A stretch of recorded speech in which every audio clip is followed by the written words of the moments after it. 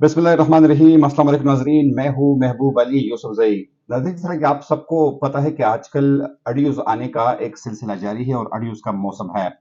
रोज़ाना नई-नई ऑडियोज़ आती है और आज की जो ताज़ा तरीन ऑडियो आई है वो साकिब निसार जो कि साबिक चीफ जस्टिस ऑफ पाकिस्तान रहे हैं, उनके बेटे नजम साकिब के दरमियान और पंजाब के सूबाई असम्बली के हल्का पीपी 137 के जो टिकट होल्डर है पाकिस्तान तहरीक इंसाफ के, जिसका नाम अबू जर छिदर बताया जाता है, उनके दरमियान एक मुबैना ऑडियो आई है। इस ऑडियो में क्या कहा गया है वो मंदरजात पहले आपके साथ शेयर करते हैं और उस पर तज्जिया करते हैं। अ, जो मुबैना ऑडियो आई है तो उसमें पंजाब असम्बली से पीपी 137 के उम्मीदवार अबू जर छिदर और नजम साकिब की मुबैना ऑडियो सामने आई है, जिसमें अबू जर ने नजम साकिब से कहा कि आपकी एफर्ट्स सब रंग ले आई है। इसमें नजम साकिब ने कहा कि मुझे इंफॉर्मेशन आ गई है, अब बताए कि अब करना क्या है। अबू जर छिदर ने कहा कि अभी टिकट छपवा रहे हैं ना, छापते इसमें देर ना करे, टाइम थोड़ा है। नजम साकिब ने कहा कि बस बाबा को मिलने आ जाना शुक्रिया अदा करने के लिए और कुछ नहीं। इस पर अबू जर छिदर ने रजामंदी का इजहार किया। नजम साकिब ने कहा कि 11 बजे तक वापस आ जाएंगे, उनको जप्पी डालने आ जाना। उन्होंने बहुत मेहनत की है। इस पर अबू जर ने कहा कि बहुत ज्यादा। अच्छा, मैं सोच रहा था पहले अंकल के पास आऊं या शाम को टिकट जमा करा कर आऊं।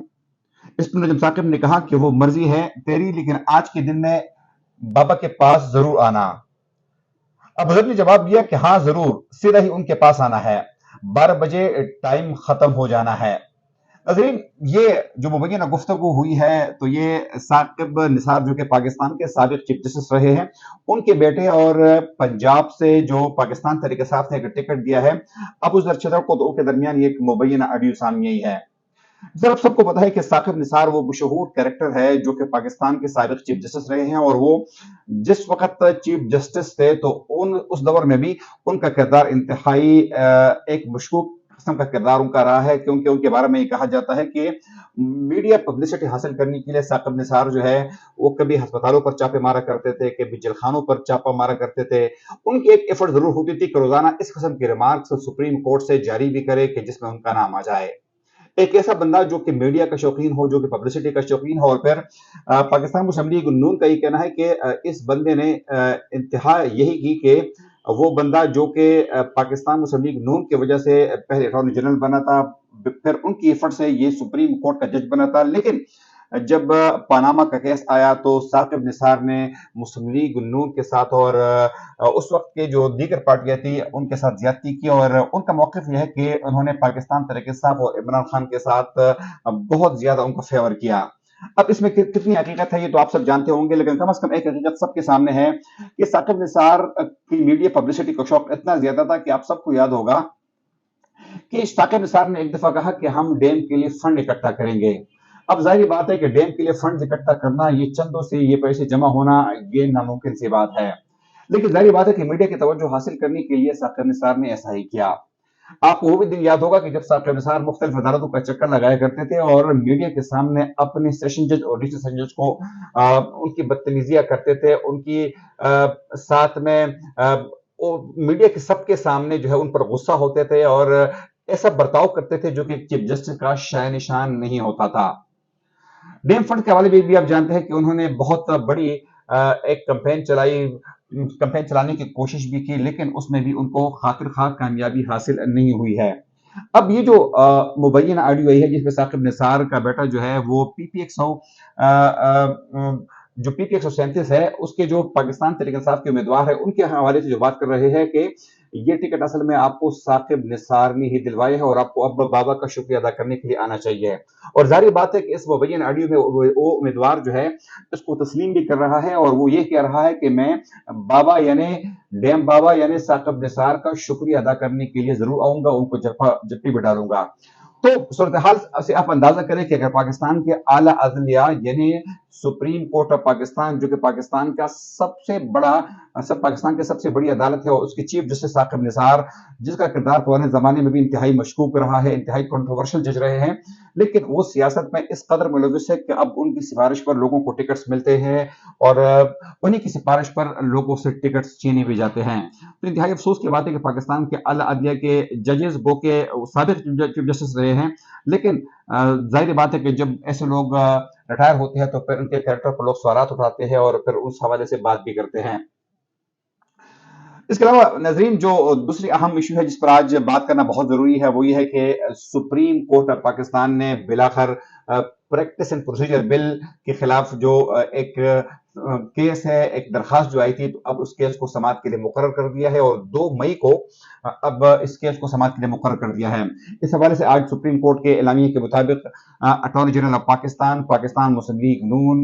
इसके अलावा Pakistan Tehreek Insaf, supreme court bar association और पाकिस्तान बार काउंसिल को नोटिस भी जारी किए गए हैं। और बुनियादी तौर पर अगर आप इस बिल को समझना चाहते हैं तो एक ऐसा कानून है जो कि पार्लियामेंट के मुश्तरका इजलास से 2 दफा इसको पास किया गया है, गो के बाद में इस पर सदर मुमलिकत ने दस्तखत करने से इनकार कर दिया था, लेकिन जब दूसरी बार इस कानून को पार्लियामेंट के मुश्तरका इजलास से पास किया गया तो ऑटोमेटिकली ये कानून बन जाता है। लेकिन उससे पहले पहले सुप्रीम कोर्ट ने इस पर सोमोटो लिया, और सुप्रीम कोर्ट का ये कहना था कि ये जो कानून है बज़ाहिर ये आला अदलिया के दायरे इख्तियार में मुदाखलत है, इसलिए इसकी समाअत होना जरूरी है। 2 पिटिशनर जो थे जिनका ताल्लुक कैंडिडेट डिवीजन से है, उन्होंने दरखास्त दायर की और अब इसको बाकायदा मुकर्रर कर दिया गया है। दो की हुकूमत का स्टांस पहले से आया है, उनका ये कहना था कि पार्लियामेंट की सुप्रीमेसी को किसी तवर पर भी कंप्रोमाइज नहीं किया जाएगा, और सुप्रीम कोर्ट को इख्तियार नहीं है कि वो पार्लियामेंट के किसी कानून को रद्द करे।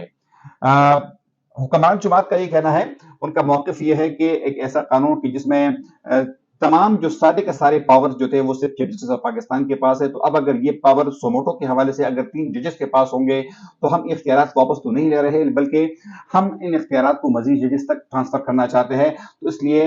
इस कानून पर जो है एक नोटिस लेना और फिर इसको समाअत के लिए मुकर्रर करना तो हुकूमत के मौक़िफ़ के मुताबिक ये ठीक नहीं है, क्योंकि सुप्रीम कोर्ट की जानिब से 8 रुकनी बेंच मुकर्रर किया गया है, और अब 2 मई को यानी मंगल के दिन इस पर बाकायदा समाअत होगी। और जाहिर बात है कि इस दौरान हुकूमत और अदलिया के दरमियान जो पहले से मौजूद महाजराई है उसमें मजीद इजाफा होगा। लेकिन हुकूमत का ये कहना है कि हुकूमत का मौक़िफ़ तो यहाँ तक है कि अब ये बाकायदा कानून बन गया है, और उन्होंने बाकायदा इसके लिए गजट नोटिफिकेशन जो है वो भी कर दिया है। साथ में जो प्रिंटिंग का जो अमला है उनको भी बताया है कि इसको अब बाकायदा प्रिंट फॉर्म में जो है उसको तब्दील किया जाए और उसको बाकायदा पब्लिश किया जाए। तो सूरत हाल जो है वो अच्छी नहीं है। जाहिर बात है कि 2 मई को जब ये सारे फरीक़ैन आएंगे तो उन सबका मौक़िफ़ यही होगा कि आईन पाकिस्तान के मुताबिक जो सुप्रीमेसी ऑफ पार्लियामेंट है तो इसमें किसी किस्म की दखल मुदाखलत नहीं होनी चाहिए, और अगर सोमोटो का फैसला जो है या बेंच बनाने का फैसला जो है वो अगर एक जज से लेकर 3 सीनियर तरीन जजेस के पास हो जाए तो इससे सुप्रीम कोर्ट के राइट्स जो है वो मुतासिर नहीं होंगे, बल्कि इससे अदलिया की सुप्रीमेसी जो है वो मजीद बढ़ेगी। इसके अलावा आप सब जानते हैं कि गुज़िश्ता रात जो है वो पाकिस्तान मुस्लिम लीग